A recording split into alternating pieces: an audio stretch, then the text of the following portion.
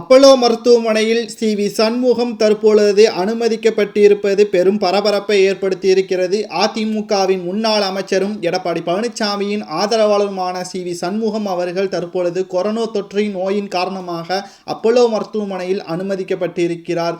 இதன் தொடர்ச்சியாக மீண்டும் தமிழகத்தில் கொரோனா பரவி வருவது உறுதி செய்யப்பட்டிருக்கிறது.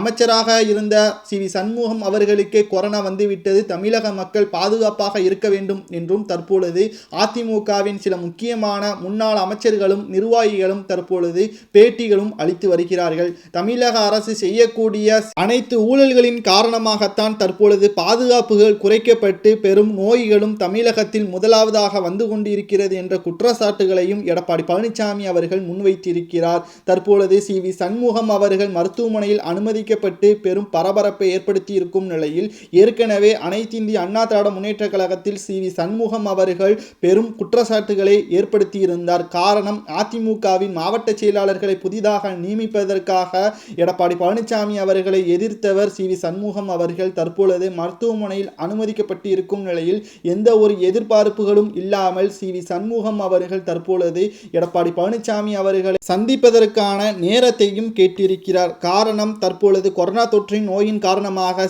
வி சண்முகம் அவர்கள் மருத்துவமனையில் அனுமதிக்கப்பட்டிருக்கும் நிலையில் 4 தொகுதிகளுக்கு மாவட்ட செயலாளராக வி சண்முகம் அவர்கள் இருக்கும் நிலையில் அந்த பதவியிலிருந்து தற்காலிகமாக என்னை நீக்கிவிடக் கூடாது என்றும் எடப்பாடி பழனிசாமி அவர்களிடம் கூறுவதற்காக இந்த சந்திப்பை ஏற்படுத்தியிருக்கிறார். ஆனால் எடப்பாடி பழனிசாமி அவர்கள் வி சண்முகம் அவர்களை சந்திப்பதற்கு தற்பொழுது நேரத்தை ஒதுக்கவில்லை என்றும், காரணம் கொரோனா தொற்றின் காரணமாக தனி வார்டில் அனுமதிக்கப்பட்டு இருப்பதால் அவர் பூரணமாக குணமடையும் வரை அவர் தனி வார்டில் தான் இருக்க வேண்டும் என்று மருத்துவர்கள் கூறிவிட்டதாகவும் தற்பொழுது தகவல்கள் வெளியாகி இருக்கிறது.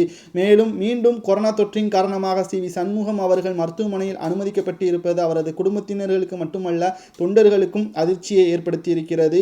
இதிலிருந்து மீண்டு வருவதற்காக நமது சேனலில் இருந்து பிரார்த்தனை செய்து கொள்வோம். உங்களது பிரார்த்தனைகளையும் கமெண்ட் வாயிலாக கூறுங்கள். நன்றி, வணக்கம்.